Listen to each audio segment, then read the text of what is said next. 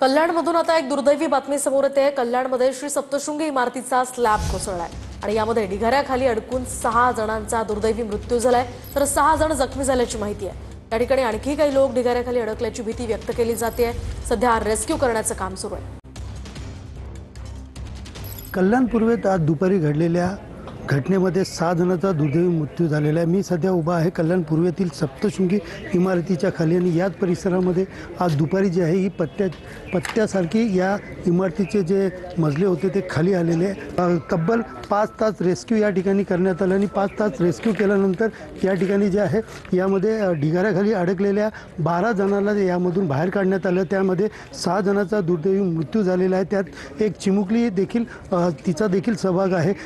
धोकादायक इमारतीचा प्रश्न जो ऐरणीवरती आलेला आहे, येत्या पावसाळ्यामध्ये अशी मोठी दुर्घटना घडू नये यासाठी पालिकेने देखील अति धोकादायक इमारतींना नोटिसा देखील बजावण्याची सुरुवात केलेली आहे। कॅमेरा पर्सन दिनेश सह सुनील जाधव, TV9 मराठी।